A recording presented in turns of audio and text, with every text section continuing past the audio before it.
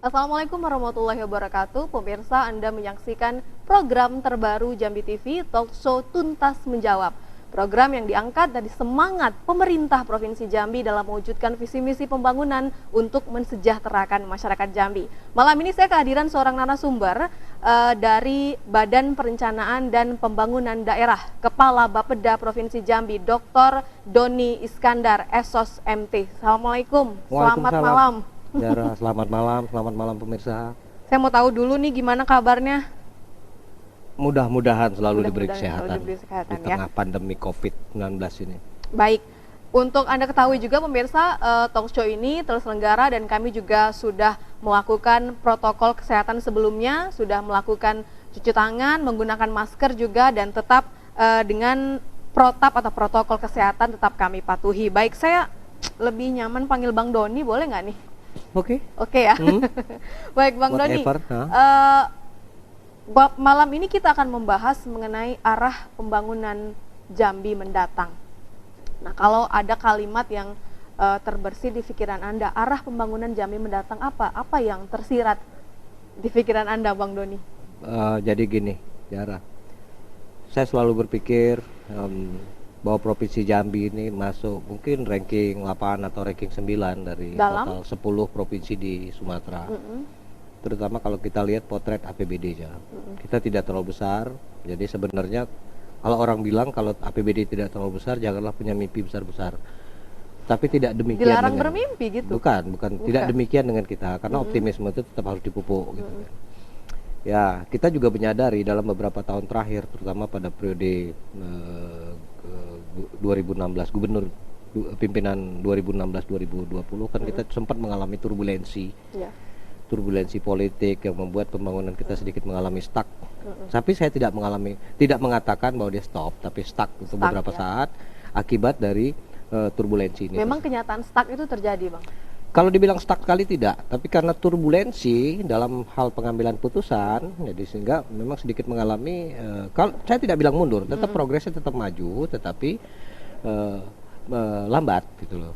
Jadi memang harus kita pahami persoalan-persoalan ini memang tidak terlalu gampang, sehingga ada keraguan-raguan kita untuk mengambil keputusan. Terus terakhirnya adalah mewujudkan bagaimana mimpi kita harus kita lakoni atau kita jalani. Nah, kemudian kedua terkait pertanyaan yang disampaikan tadi, apa sih arah kita kemana sih gitu sebenarnya? Betul, saya sangat setuju.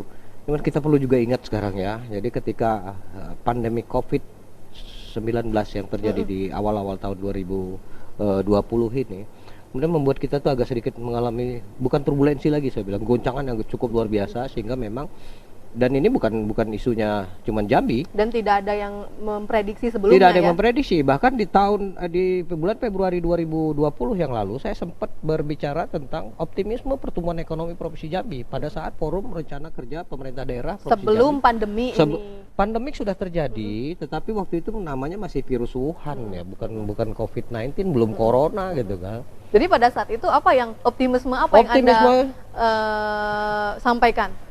Salah satunya adalah tingkat pertumbuhan ekonomi Provinsi Jambi itu bisa naik mendekati angka 5%. Meskipun kita memang batas psikologis pertumbuhan ekonomi untuk satu daerah kan kita sepakat untuk di angka 5%. Tapi merujuk daripada pengalaman-pengalaman tahun sebelumnya, kita juga tidak boleh terlalu luar biasa optimis hingga salah perhitungan, kebablasan kalau bahasa saya.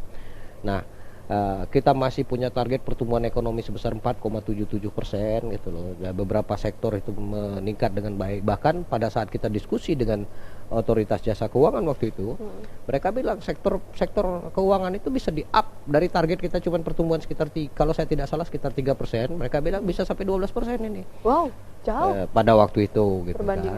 Tapi itu optimisme kita pada waktu itu bulan Februari. Tanggal 19 Maret kalau saya tidak salah, Presiden menetapkan kondisi bencana nasional COVID. Nah, dari situ mulai kita memasuki awan hitam yang ada kilatnya begitu kan. Jadi memang masuk ke awan turbulen yang memang luar biasa, sehingga APBD kita mengalami kontraksi yang sangat luar biasa. Sekitar 20% lebih waktu itu sudah kita hitung, dan bahkan saat ini. Dan kemudian kita coba menghitung ulang berapa kemampuan kita nih. Nah, apakah ada arah kebijakan yang sebelumnya sudah diatur menjadi berubah setelah adanya pandemi ini, Bang? Oh ya, ya berubah drastis. Ini yang mau saya jelaskan. Begitu kita mengalami turbulensi yang luar biasa, kemudian APBD kita mengalami koreksi yang tidak pernah dibayangkan selama ini.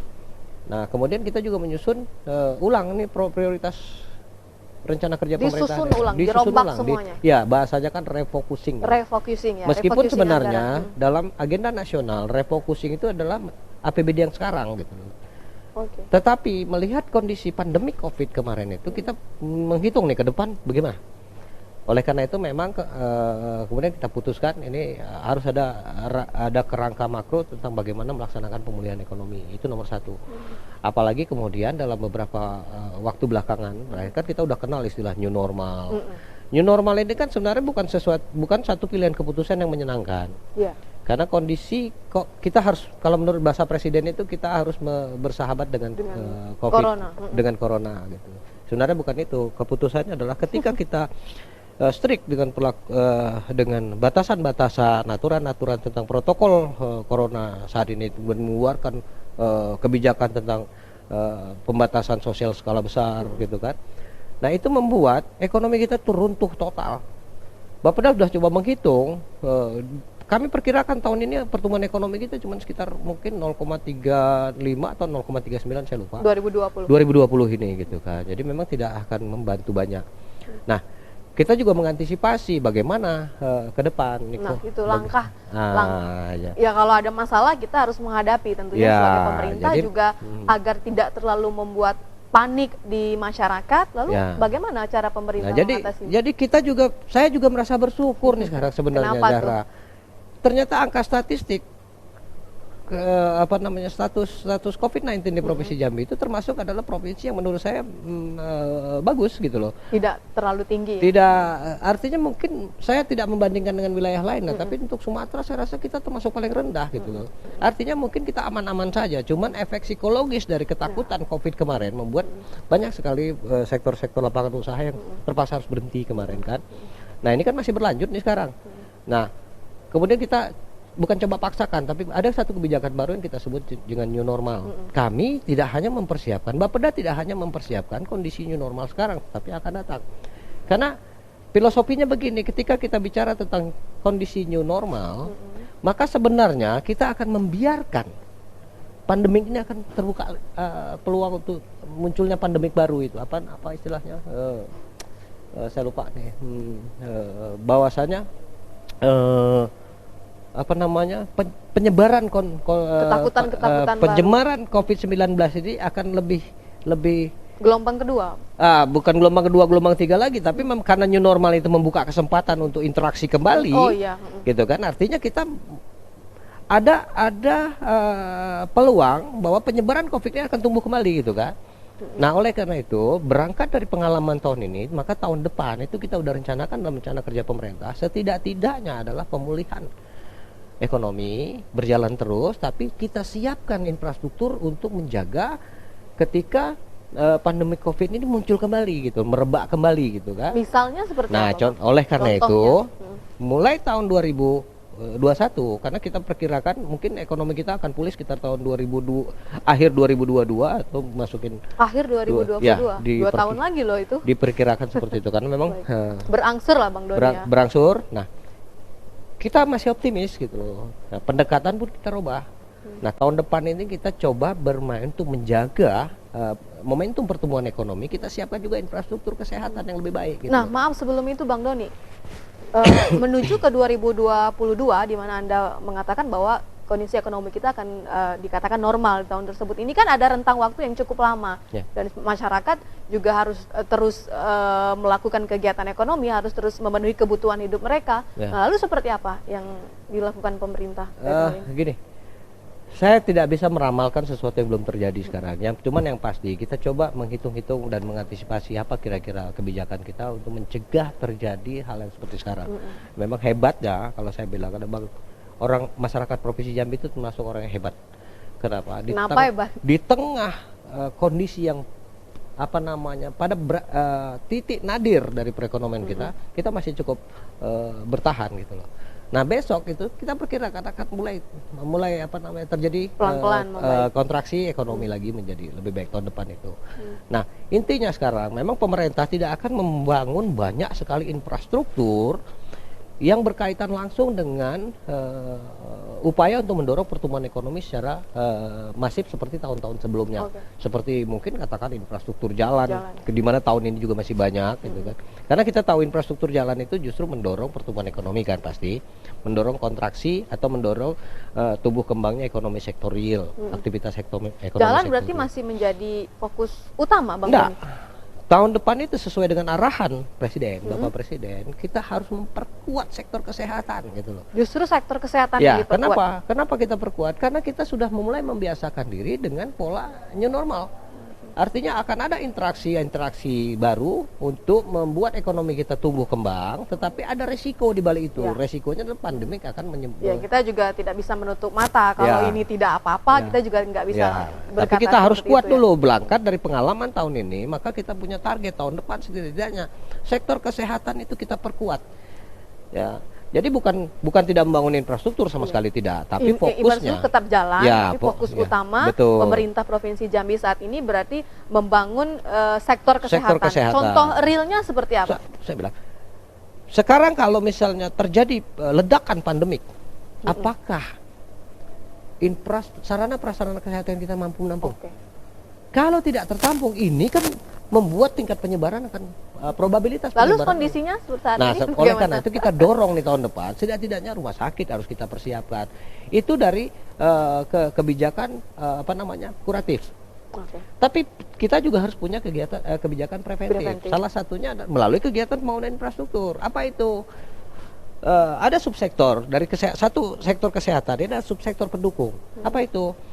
Contoh penanganan kawasan kumuh, gitu.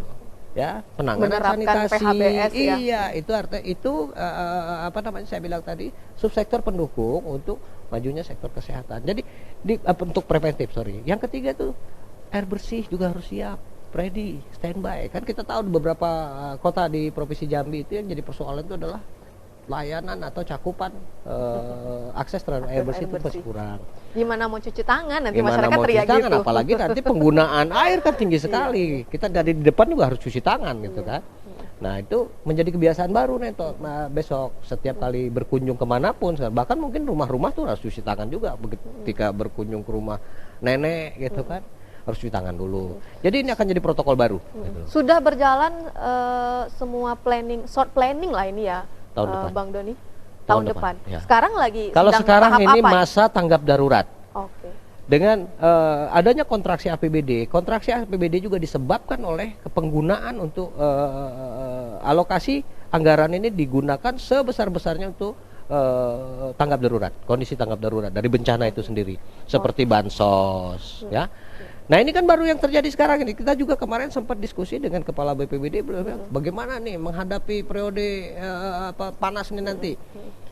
Ya, karena akan muncul hotspot. Sudahlah kena pandemi Covid, ditambah lagi kebakaran lahan dan hutan gitu lah. Mudah-mudahan lah jangan terjadi. Belum lagi ada banjir juga Belum kemarin lagi ya. banjir di mana-mana sekarang. Nah, Gitu. jadi kalau bisa kita katakan, apakah pemerintah provinsi saat ini dalam kondisi siap menghadapi new normal ini? Sekarang saya tanya gitu, Zara. Kita ditanya siap atau tidak siap, ya harus Ya, siap, harus siap. gitu loh. Karena kita udah menerima keadaan seperti ini. Kondisi ini terjadi di seluruh dunia, bukan cuma Jambi. Sampai saat ini kan angkanya sudah, kalau tidak salah sudah menembus 10 juta ya, seluruh dunia gitu kan. Nah, Tapi setidaknya ada sesuatu optimisme ke depan yang mungkin bisa menjadi semangat masyarakat Jambi, khususnya pemerintah Provinsi Jambi sudah bersiap untuk kita menghadapi new normal ini, dan insya Allah masyarakat Jambi bisa kembali seperti semula lagi perlahan-lahan. Mudah-mudahan. Cuman kan Gimana tuh, Bang? begini tadi, saya cuma bilang, saya ingin menyampaikan juga bahwasannya kalau kita berkehidupan ekonomi nanti atau ekonomi kita udah mulai dihidupkan kembali, kan kita tidak hanya mengandalkan produksi barang daerah, Iya. gitu loh. Akan terjadi pertukaran antar daerah. Kan itu yang kita takutkan itu sekarang itu. Kalau cuma kondisi Jambi sekarang ini, saya suka dengan angka statistik COVID-19 sekarang. Lo kok malah suka? Makin lama makin menurun. Hari ini kan yang sembuh dinyatakan sembuh sudah 20 orang Iya. lagi gitu loh. Walaupun bertambah dua orang, tetapi angka besar yang 66 kemarin kita dapat udah tinggal 48. 40. Bang Doni, kesiapan OPD terkait nih seperti apa dalam menghadapi COVID-19 khususnya untuk new normal? Ya. Tapi jangan dijawab dulu, kita Oke. break sejenak biar bisa tarik nafas dulu Bang Doni. Kami akan kembali saat lagi pemirsa, tetap di Talk Show Tuntas Menjawab.